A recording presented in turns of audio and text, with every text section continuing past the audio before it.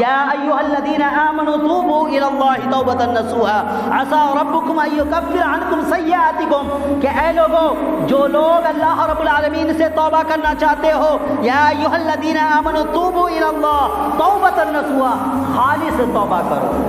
خالص توبہ کرو، ایسی توبہ کرو جس کے اندر کسی قسم کی کوئی ملاوٹ نہ ہو،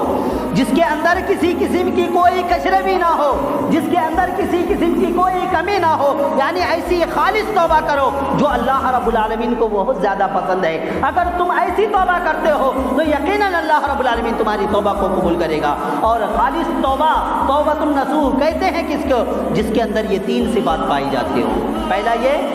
کہ انسان جو گناہ کرتا ہے اس کو چھوڑنے کا عزم کر لے۔ انسان کیا کرے؟ عزم کرے کہ میں جو توبہ کرنے جا رہا ہوں جس گناہ سے، اسے میں دوبارہ نہیں کروں گا،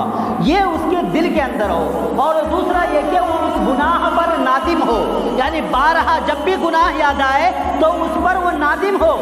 کہ یہ مجھ سے گناہ سرزد ہو گئی ہے، اللہ مجھے معاف کر دے۔ اس گناہ کو وہ لے کر کے اپنے آپ کے اندر شرمندہ ہو تو ایسی گناہ سے وہ توبہ کرے اور خالصتاً توبہ کرے تو اللہ رب العالمین اس توبہ کو قبول کرتا ہے۔ اور تیسرا یہ کہ آئندہ ایسی گناہ نہ کرنے کا عزم کر لے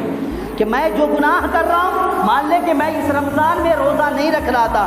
اب میں یہ توبہ کرنا چاہوں تو میں یہ توبہ کروں کہ الہ العالمین آنے والا رمضان میں جو مجھ سے ابھی بھول ہو گئی ہے، آنے والی رمضان میں اس بھول کو دہرانا نہیں چاہتا، یعنی میں مکمل روزہ رکھوں گا، مکمل نماز کی پابندی کروں گا، مکمل قرآن مجید کی پابندی کروں گا، تلاوت کی پابندی کروں گا، یعنی ایسی توبہ کرے کہ وہ دوبارہ اس گناہ کو کرنے کے بارے میں کبھی سوچے نہ، تو اللہ رب العالمین ایسی توبہ کو قبول کرتا ہے۔ اور ہماری زبان میں جو ہم بارہا کہتے ہیں، ہم سے کوئی گناہ ہو جائے اللہ توبہ اللہ توبہ اللہ معاف کر دے، تو ایسی توبہ کو اللہ رب العالمین قبول نہیں کرتا، بلکہ ان توبہ کے اندر ان تین صفات کا ہونا ضروری ہے۔